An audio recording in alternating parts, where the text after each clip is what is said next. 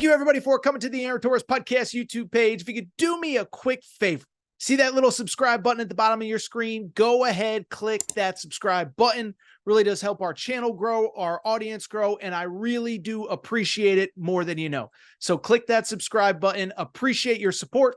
Now, here's the video that you came here for. Before we get to your comments, very quickly, if I'm going to criticize the Florida Gators, I got to go ahead and throw flowers at Mario Cristobal and the Miami Hurricanes.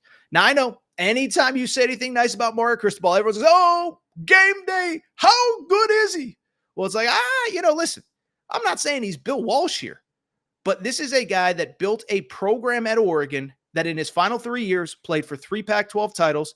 He won 2 of them, left that program clearly in good shape. Now, to his credit, Dan Lanning has certainly elevated it, in my opinion, to another level.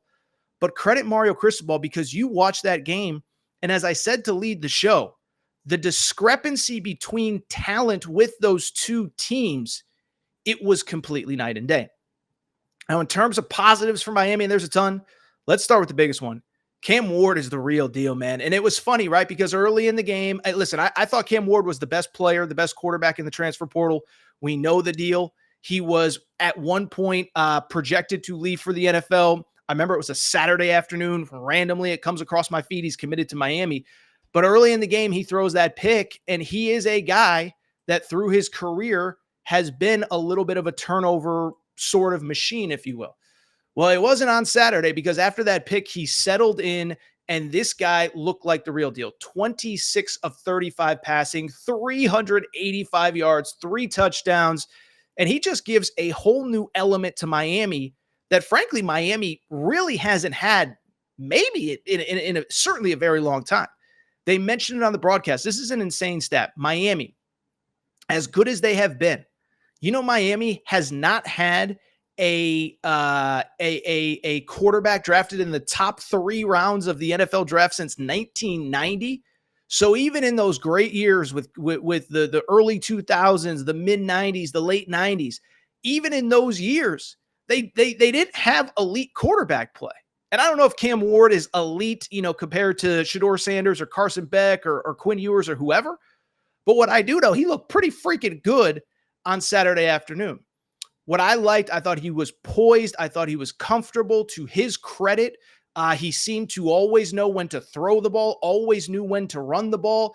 And that's where I think that's where, to me, it really stood out, his performance for the Miami Hurricanes, is that it wasn't just that he had this incredible stat line. It's that, like I said, he was poised. Like I said, looking downfield. Like I said, finding a lot of different receivers. Hit a bunch of different tight ends. Cam McCormick, the 9th-year senior, scores a touchdown. Hits Restrepo, had a huge game. And you look at what Cam Ward does for this team, it's a game changer. But to me, while I certainly want to give credit to Cam Ward, I think more than anything, we got to give credit to Mario Cristobal. Because you look at Mario Cristobal, and what stands out to me, this dude knows talent, and this dude knows how to get talent in the building. Like I said, you look at this game, it was a complete mismatch from a talent perspective. Miami, bigger, faster, more athletic. To their credit, they were tougher where it mattered on the line of scrimmage and in the trenches. But you look at this roster, it's like not even the same. It completely outclassed Florida. But then beyond that, you look at forget the Florida team. You look at where it was even 2 years ago. You look at where it is compared to the rest of the ACC. Because I'll be honest, I watched Florida State. Florida State don't got dudes like Miami's got. Clemson certainly does not have dudes like Miami does. And so this is a credit to Mario Cristobal.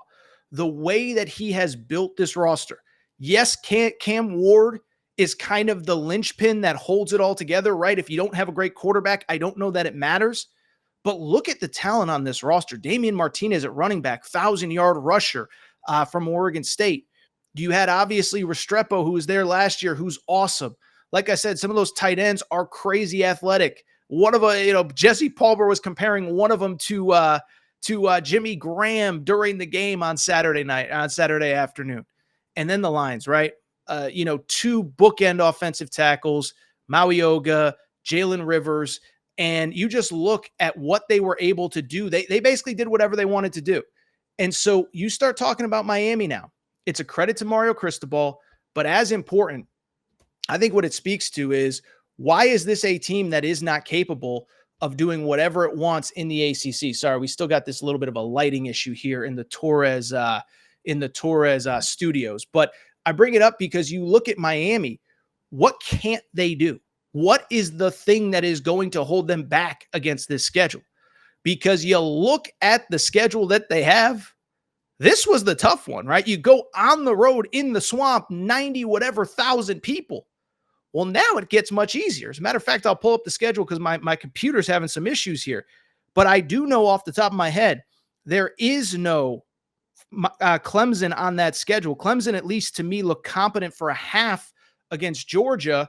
The issue with Clemson, of course, is they just don't have enough depth to compete with the best teams in college football anymore. And so you look at no Clemson on the schedule.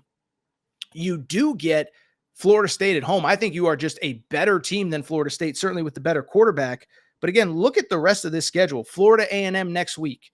After that, you played Florida this week. Ball State, South Florida. I like Alex Golish, but he ain't got the dudes that they do. Virginia Tech just lost to Vanderbilt earlier today on Saturday. So I'm sorry. You lose to Vanderbilt, you're probably going to have trouble against Miami. At Cal, the old ACC rival that your grandpa used to tell you about. Miami at Cal. I know it's a cross-country flight. I know it's weird, but that's a win. Listen, in theory, at Louisville might be the toughest game on your schedule. I don't even like Tyler Shuck, but the thing I'll say about Louisville is Jeff Brom is a dude. I was talking to a former Louisville player this week, and he was like, bro, I was on campus this summer. It was unbelievable. I didn't really know Jeff that well, but he made me feel at home, and they are operating at the highest level. So Louisville might end up being the toughest game on this schedule if you look at it in the bigger picture. But you got Florida State at home, Duke at home, at Georgia Tech. Listen, I know Georgia Tech had a nice win last week. I don't think they are a real contender in the ACC. You close with Wake Forest and at Syracuse. That feels like 12-1, 12-0, 11-1, unless you potentially get upset somewhere along the way. It feels like a trip to the ACC championship. And it feels like an ACC championship game where you're going to be favored. So you don't want to put the cart before the horse. You don't want to say that we're just putting them into the college football playoff here on the first day of the season. But tell me where the losses are on that schedule. So credit to the Miami Hurricanes who get the win on opening night. You look at Miami, and that was really, really, really impressive. Let me see if I can get to a few quick questions because we're dealing with this lighting situation here as I see myself on the screen with that lighting. Somebody says Miami ain't that good. Florida is just that bad. I disagree. I disagree with that wholeheartedly. Somebody tell me Miami is not good. They got the best quarterback in the ACC. They got the best running game in the ACC. They got the best defensive line in the ACC. Well, Clemson might be better. They got the best offensive line in the ACC, etc.